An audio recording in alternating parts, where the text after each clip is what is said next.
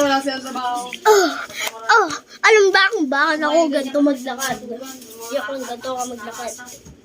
Ayoko maglalabas. Hindi ako lang ganito ako maglakad. Delikado ngayon. Ganun po ako maglakad, tumatambling. Pero parang hindi naman tumbling mukhang ako. Ang pag-uusapan natin ngayon ay tungkol sa karate. Karate. Ang karate ay nagsisimula sa batang kulot ang buhok, pero parang hindi naman kulot. May kaaway siya. Ang pangalan ay Cheng.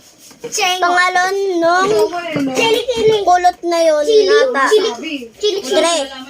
Dre ang pangalan niya. At tinulungan siya. Tinulungan siya ni Jackie Chan matuto ng karate. You can see me. At tinuturuan siya ni Jackie Chan.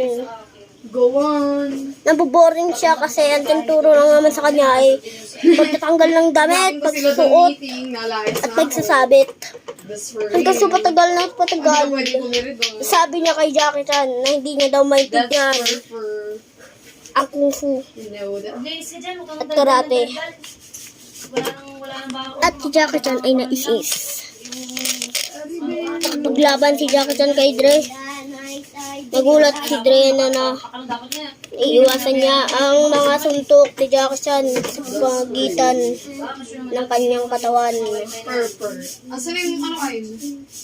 Ang nga siya, sobrang galing niya. At patagal na patagal, nandun sila sa mataas na lugar. Doon sila nagpa-practice. At nung isang gabi, ay nakita niya Jackie Chan na nagpapalo ng sasakyan. Lasing at inis na inis.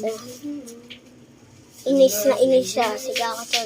Kaya tumulo ang luha niya. Inutusan ni Dre na lumabas ang kanyang master na si Jackie Chan. Sa ganong gabi ay tinuruan niya si Dre. At sa isang gabi naman din ay nagkaroon ng kompetisyon sa China. Medyo kaya ko na yan. Doon ay naglaban si Cheng. Mga ibang kalaban ni Dre ay tinalo niya. Nung huli ng laban kay Cheng, nagkobra siya, nagkobra. So guys, bungi na po si Kyle. Namanipula ang paggalaw. Cheng. Ganito kasi, no?